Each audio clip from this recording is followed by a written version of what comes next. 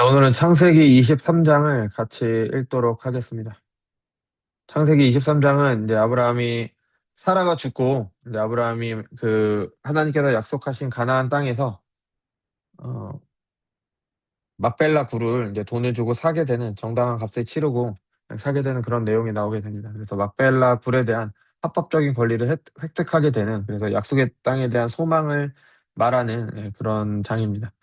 사라가 127세를 살았으니 이것이 곧 사라가 누린 햇손이라. 사라가 가나안 땅 헤브론 곧 기랏 아르바에서 죽음에 여호와 아브라함이 들어가서 사라를 위하여 슬퍼하며 애통하다가. 그래서 가족이 죽으면 당연히 슬플 수밖에 없죠. 그래서 슬퍼하고 애통하는 게 당연한 일입니다. 하지만 신자들은 거기서 그치지 않고 하나님 나라에 대한 소망이 있기 때문에 사라는 이 세상에서 고난된 삶을 끝내고 이제 영원한 하나님 나라로 들어갔기 때문에 우리도 죽음 앞에서 우리 가족이나 우리의 가까운 사람들의 죽음 앞에서 당연히 슬퍼하며 애통하게 되지만 그래도 그 안에는 하나님 나라에 대한 소망이 있고 그리고 하나님 나라 영원한 안식으로 들어갔다는 것을 알고 그래서 너무 낙심하지 말고 그러니까 너무 슬퍼만 할 게 아니라 다시 그런 것에 위로를 받고 다시 일어서야 됩니다.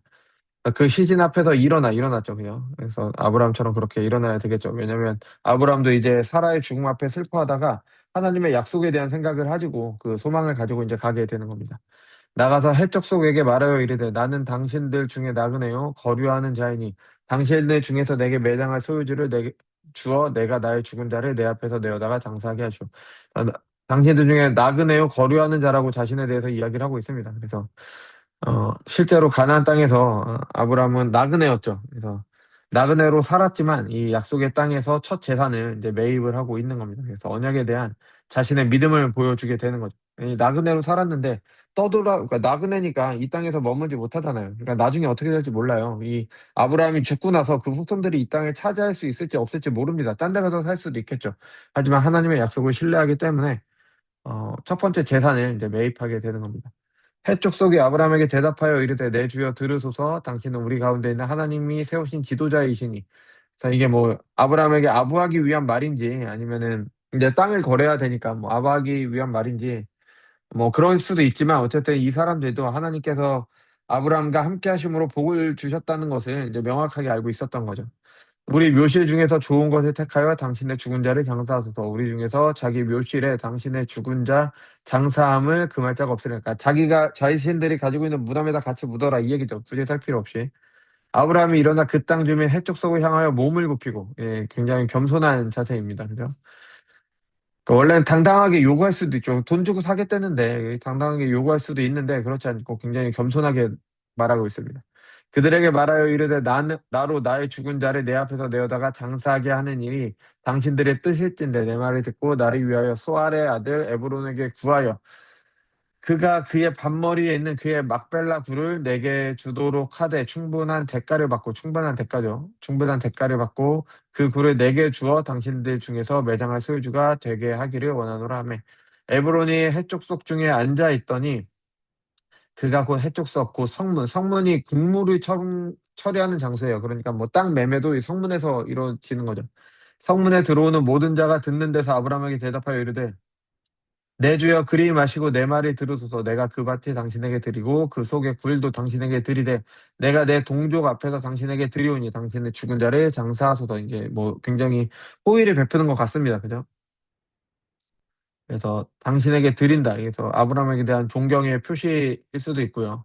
근데 아브라함은 이것을 거절을 합니다. 왜냐면 이 땅이 자신뿐 아니라 자신의 후손, 그러니까 지금이야 뭐 자신이 이렇게 존경받으니까 내 땅이라고 했다가 이게 세월이 흐르면은 자기네 땅이라고 우길 수도 있는 거잖아요. 그러니까 아니라고 할 수도 있는 거기 때문에 합법적인 방법으로 돈을 치르고 거래를 해서 이제 땅을 소유하려고 하는 겁니다. 왜냐면 자신과 자신의 후손에게 속할 것을 이제 확정하기 위해서인 거죠. 그리고 만약에 이것을 받았다면은 뭐 아브라함은 더 큰 뭐 감내를 해야 됐을 수도 있는 거죠. 아브라함이 이에 그 땅의 백성 앞에 몸을 굽히고 다시 한번 몸을 굽혔습니다. 그 땅의 백성이 듣는 데서 에브론에게 말하여 이르되 당신이 합당히 여기면 청하건대 내 말이 들어서 내가 그 값을 당신에게 주리니 당신이 내게서 받으시오. 내가 나의 죽은 자를 거기에 장사하겠노라. 아브라함에게 대답하여 이르되 내 주여 내 말이 들어서 땅값은 400세겔이나 그러니까 받을 필요 없다고 말하는 사람이 이미 땅값을 계산해놨죠. 그러니까 이거는 약간 이미 다른 계산이 있었던 겁니다. 근데 이 400세겔도 약간 좀 과하죠. 그래서 예레미야 32장 9절에 보면은 상당한 시간이 지났잖아요. 그때도 밭을 샀는데 은 17세겔이었잖아요. 뭐 화폐 단위가 어땠을지 모르겠지만 어쨌든 이 만약에 비슷하다라고 생각을 하면은 굉장히 크게 차이가 많이 나죠. 400세겔과 은 70세겔이니까요. 그죠? 뭐 땅에 은 17세겔이니까 거의 뭐 10배도 넘게 뭐 10배가 뭐야? 한 30배에서 40배 가깝게 그 돈을 주고 밭을 사게 되는 거죠. 그죠? 뭐 정확하게 뭐 크기가 얼마인지 뭐 그런 것은 따질 수 없지만 그래도 뭐 상당히 비싸게 그렇게 땅을 산다라고 이제 볼 수가 있습니다. 아브라함이 에브론의 말에 따라 에브론이 해적 속이 듣는 데서 말한 대로 상인이 통용하는 은 400세겔을 달아 에브론에게 주었더니 주었죠.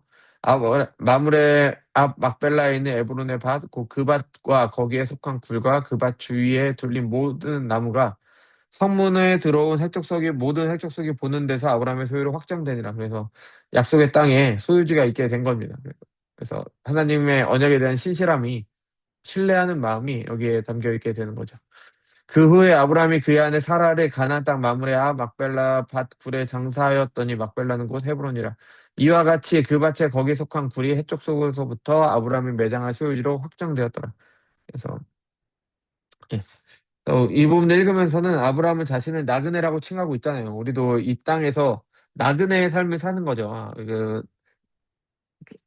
아브라함이 해적 속과 함께 살았지만 그들과 구별된 것처럼 우리도 세상에서 살아가지만 세상 사람들과 구별된 삶을 살아가야 되는 거죠. 그래서 그 구별된 삶의 모습이 뭐냐? 그러니까 우리의 소망은 이 땅에 있는 게 아니라 장차 있을 하나님 나라를 위해서 현재를 구별하는 겁니다. 아브라함은 장차 있을 그 하나님의 약속의 성취를 바라보며 가나안 땅을 소유할 것을 바라보면서 지금 현재 어, 자신의 대가를 치렀잖아요. 예, 우리도 장차 있을 하나님 나라를 바라보면서 현재의 삶에서의 대가를 치르게 되는 겁니다. 그 대가를 치르는 게 바로 뭐냐? 우리가 하나님의 백성으로 살아가는데 어, 세상의 보호나 이익에 기대지 않고 하나님 나라를 위해서 기꺼이 손해를 봐야 될 때는 손해를 보고 하는 거죠. 그러니까 어떤 그 예수님께서 말씀하셨듯이 하나님 나라는 보화가 묻힌 밭과 같다고 하셨잖아요.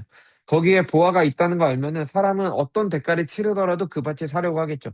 그러니까 마찬가지로 우리가 하나님 나라를 그 소유하려고 하기 때문에 지금 현재의 삶에서의 고난 그리고 지금 하나님을 섬기는 좁은 길을 가는 그 좁은 길을 가야 되기 때문에 치러야 되는 대가를 우리가 충분히 지불할 수가 있다는 겁니다. 아니, 그렇게 하는 게 바로 장차 있을 소망을 바라보는 신자의 삶이 되는 거죠. 그걸 바로 아브라함이 보여주고 있는 겁니다. 그래서 우리는 이 세상 속에서 현재의 안락함이 아니라 하나님 나라에 대한 소망으로 살아가야 된다. 그래서 아브라함은 막벨라 굴의 삶으로 하나님의 약속에 대한 소망을 이렇게 보여줬습니다. 그래서 우리도 우리의 삶 가운데 하나님 나라를 위해 헌신하는 그런 모습으로 우리가 기꺼이 대가를 치름으로 하나님 나라를 소망하며 살아가는 것이 바로 우리의 모습이 되겠죠. 그래서 23장은 이렇게 읽으시면 좋을 것 같습니다.